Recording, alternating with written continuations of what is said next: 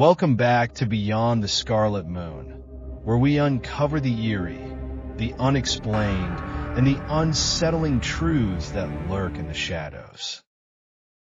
Tonight, we're diving into a story that chills to the core, a disturbing memory of a children's TV show, and the horrifying truth about where bad kids go. Do you ever have fleeting memories of something from your childhood that doesn't feel quite right? Maybe it was a dream, or maybe it wasn't. For me, it was a show, a strange, low-budget kids program that aired late at night on a local channel when I was young. I don't remember much about it, except that it terrified me.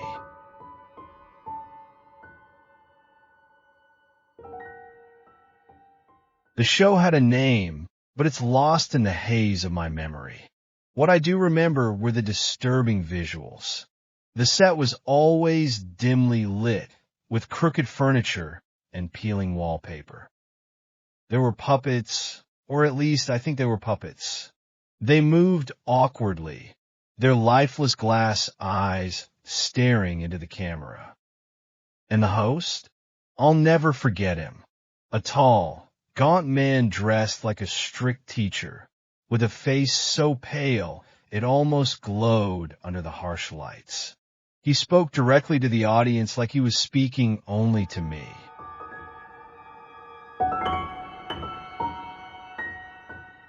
The premise of the show was simple, teaching kids to be good. Each episode revolved around a lesson. Don't lie, don't steal, don't talk back. But the punishments?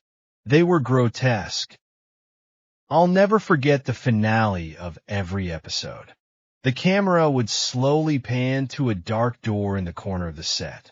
That's when the host would lean in close to the screen and say, in a voice that still gives me chills, "That's where bad kids go." The screen would linger on that door for far too long. You could hear faint cries coming from behind it. It was the stuff of nightmares.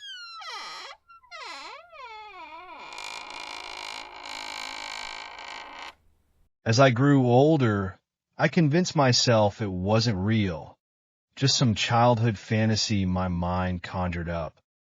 But the memory never faded, and recently it started gnawing at me. I had to know, was the show real? So I started digging.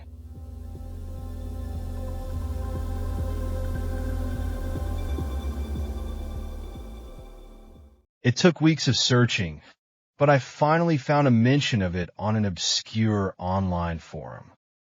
A handful of others remembered the show too. They called it Where Bad Kids Go.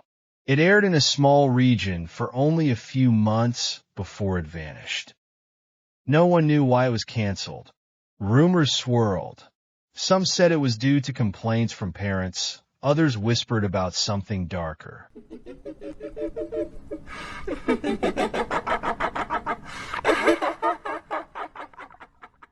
Eventually, I tracked down the old filming location.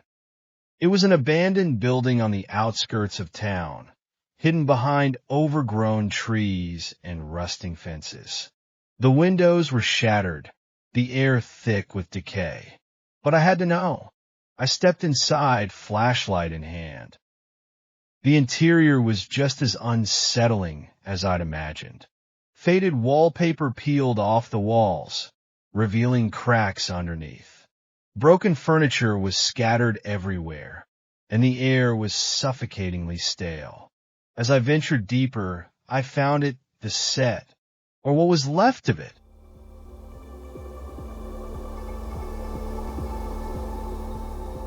The crooked furniture, the peeling wallpaper. It was all there just like I remembered. But there was one thing I didn't expect.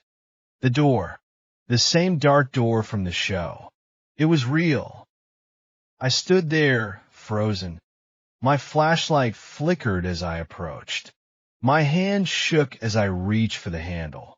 It was locked, but something was on the other side.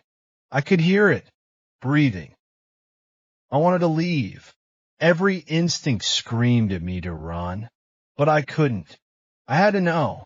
I found a rusted crowbar nearby and pried the door open.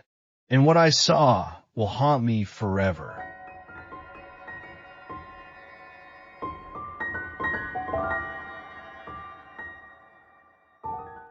The room was small and cold. The walls were lined with cages, child-sized cages. Chains hung from the ceiling, and the floor was littered with torn, dusty clothes. In the corner, there was a camera, old, broken, but still pointed at the center of the room. This wasn't a set. This was real. I stumbled back, my heart racing. That's when I noticed the smell, something foul like rot. And then I saw it on the wall, written in jagged, faded letters, were the words, "That's where bad kids go." I ran. I didn't stop until I was back in my car, shaking and gasping for air. To this day, I don't know who made that show or what really happened in that building. But I know one thing for sure. It wasn't just a TV program. It was a warning. And now, every time I close my eyes, I see that door.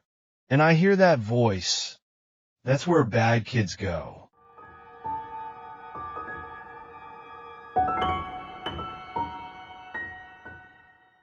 Thank you for joining me on this chilling journey. If you enjoyed this story, don't forget to like, subscribe, and hit the bell icon so you never miss another tale from beyond the Scarlet Moon. And remember, not all childhood memories are meant to be revisited.